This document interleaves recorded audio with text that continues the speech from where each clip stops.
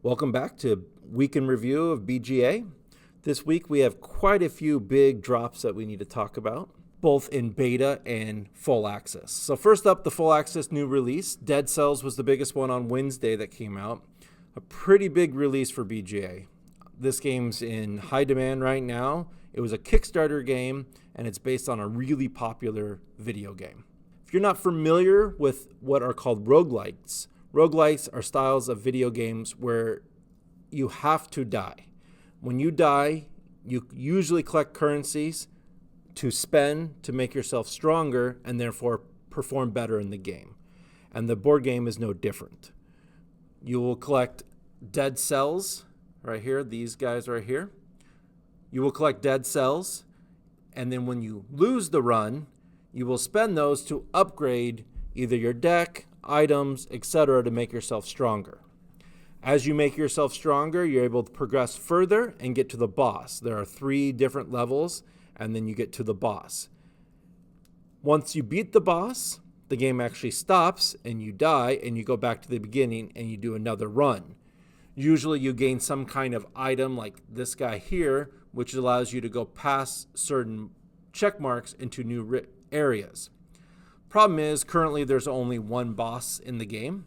After you defeat the boss, you kind of have to wait until April 1st when the next boss will come out. And the third boss will come out sometimes in June. This is, of course, a premium game, so if you want to play with a friend, you have to, of course, one of you be a subscriber. And really, it's a game that you need to know who you're playing with. It's not a game you can really play with a random because it's such a big campaign game. I found that the game works fine with 1, but I think 2 or 3 is really the best spot. You can play by yourself, but it's not as good. Problem with 4 players is every battle, you play 3 cards no matter what. And if there's 4 of you, that's just somebody has to sit out. So I really think it shines with 2 or 3 players, and I think it'd be a lot of fun to play with a friend, either live or through a campaign turn-based.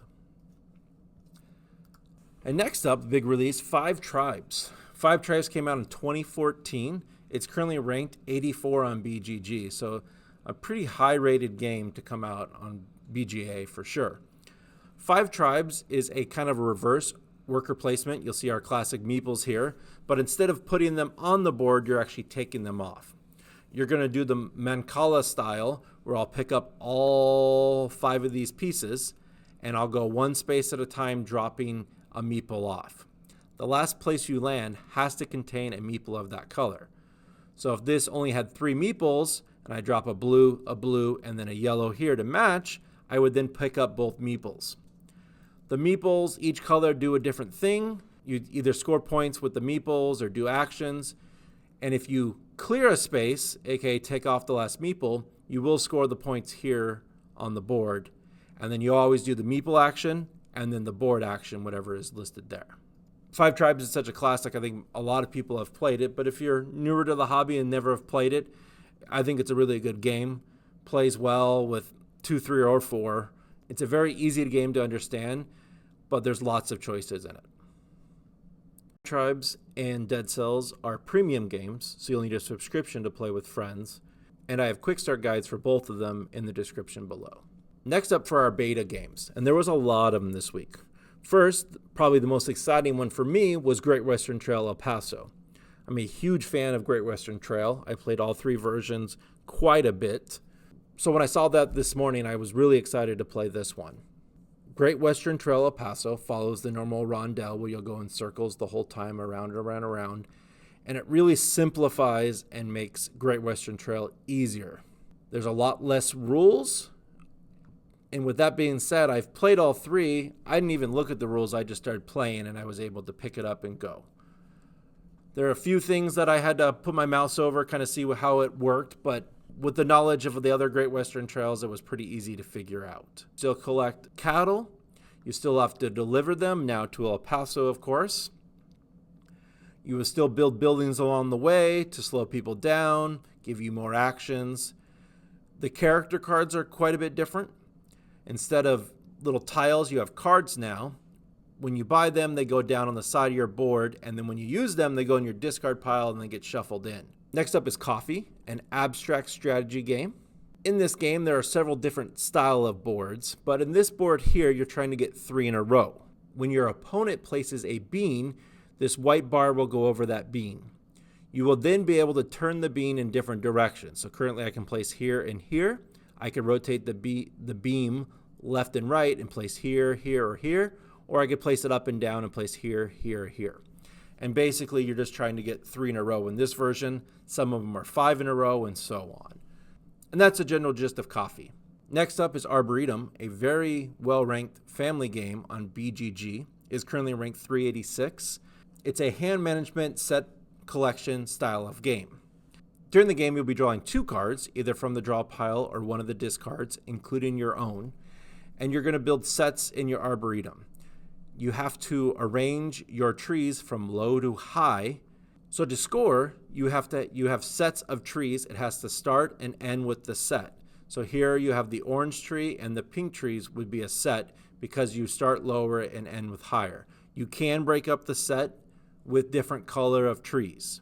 When scoring happens, everyone's going to flip over their cards and we're going to see who scores what color of trees. To score a set of trees, you have to have the higher number of trees in your hand than everybody else. So to score the orange, this player has to have higher number of orange cards than everybody else, the numeric value on the card. So if I had the 5 and the 6 and nobody could beat that because it's 11 total, then I would win. Now the one trick is if somebody is holding the 8 and another player is holding the 1 will actually cancel out the 8. The 1 will still score, but the 8 will score as a 0. And then whoever has the most points after scoring their sets of trees wins. Next up, a newer game, King of Tokyo Duel, a 2-player version of the popular King of Tokyo. I've played King of Tokyo quite a bit with the family and some friends, but King of Tokyo is a Yahtzee-style game where you'll roll these 6 dice and you can roll them up to 3 times. And every time you roll, you can save a certain amount of dice and so on. Roll all 6, I keep 2, then I roll 4, I keep another 2, then I roll the last 2. And then depending on what symbol comes out is what they do. You'll collect cards, you'll obviously attack each other, you'll heal. Characters have abilities now with this exclamation point here. They have abilities. And then they replace the score with this tug of war scoring style where you want to try to get these buildings on your side of the board. Overall, I really enjoyed it. I really enjoyed King of Tokyo, so this is just a 2-player version that worked rather nice. Next up is Indian Chief, a game that is played with a deck of cards, and you'll play a total of 7 hands. Think of it kind of like Yahtzee, where you'll have 7 different options to score based on what your hand looks like. So I get drawn 7 cards. If I get 5 really low cards, I'd probably want to score my rich man because it's a meld of those 5 lowest cards. If I get lots of spades, I might want to score the poor man, and so on. So basically, you just look at your 7 cards you get, decide which one will score you the most points, and then another hand, another hand, another hand, and then after 7 hands, whoever has the most points wins. Next up is Bower. Bower is a deduction game, tile placement, and a little bit of drafting. When set up, there are a total of 8 eggs. 3 will go on your side, and you'll see which flower they are. Your opponent will get 3, they will see their 3, and then 2 will get removed. You'll then draft tiles to put on the board. You'll want to match similar flowers together to score points. But of course, by putting more purple flowers on this side, my opponent will realize that purple is here, and that's where the deduction comes in. These blue gems, if you have 3 of them in a column, you will get bonus tiles, which have ways of messing with your opponents and so on. And the last way of scoring is if you get biggest sections of green, white, and the hay together. So it's a pretty quick, light game. I like the deduction a little bit in it, and I like the drafting, trying to figure out which one to place there. And then you're trying to build this 4x6 grid perfectly to score the most points. Next up is Bayonets and Tomahawks, a GMT-style war game. So we know that it's a very heavy thinking game. I've played a little bit of it. It was quite a bit in the rules. There is a video to watch to learn how to play, but it is a very tough game. I've played several GMT card-driven games. This one, even though you have cards, it is not a card battle-driven game. What I mean by that is you do not have a hand of cards. You will get dealt 2 cards. A card will go into your reserve, and then you'll play a card. And then every turn from there, you'll either play your reserve card or the new card. So there's not a whole lot of deciding which card to play in this one. Overall, I don't know a whole lot more than that about it. Obviously, it's the British versus the French. It's based on the French and Indian War, of course. But I don't know a ton of bit about it. It's a little bit too in-depth for me to try to review over the quick week. Another classic this week, 51st State. 51st State has been remade, new versions, many, many times. We even have completely new games based on 51st State. Imperial Settlers comes to mind, very similar style as 51st State. In 51st States, you'll be slowly building up your city. You'll be doing that by production building, feature buildings, and then action buildings, which are mostly all points. Feature buildings give you some abilities, usually that combo off of other things, and then production buildings are exactly that, give you productions. One thing you can do with each cards is score deals. They'll flip over and then go here, and then they'll give you production in later rounds.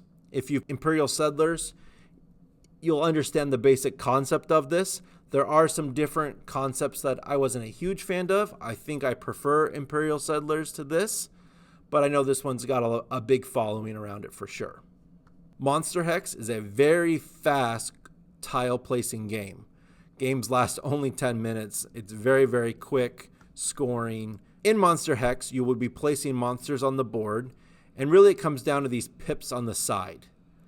When placing, if the green monster was already here, when I place my blue monster, these pips have to match up. And then that will impact my scoring on this chip here because I only have a 1 strength here. And you score points based on your pips around it. So that's basically it. Once a tile is surrounded, then it gets scored on. There's little ones off to the side and so on. And lastly, in our beta roundup, we have Kingscraft. Kingscraft is a RPG-like game where basically you're trying to overthrow the king. Kill weak monsters, gear up, craft better gear, kill harder monsters, gear up more, craft better gear, then kill the king. As you see here, there are 3 layers of items. They progressively get better, of course. You would collect the lower level items, and then you would craft this guy, this weapon. Then you'd have to collect more, craft this guy, and then you could craft the last weapon of the set. And basically you fight, like I said, lower monsters, then medium, then higher, and then once you feel you're strong enough, you attack the king. It's all dice based, so there's a lot of randomness to it, but overall I kind of like the idea of collect littler items, beating a monster, collecting more items, upgrading, and then finally taking on the king. There are lots of different setups you can do for this game, so quite a bit to the game for sure. In our look at the forum, the biggest thing I saw this week was in Agricola, they created an option where you could ban weak cards. There was a list posted last month, and now it's an actual feature in the game where you can select, and all these cards are now banned and won't be in the game, removing weak options. And that's all I got for you this week. If you made it to the end of the video, give me a thumbs up. If you haven't subscribed, please subscribe, and we'll see you next week.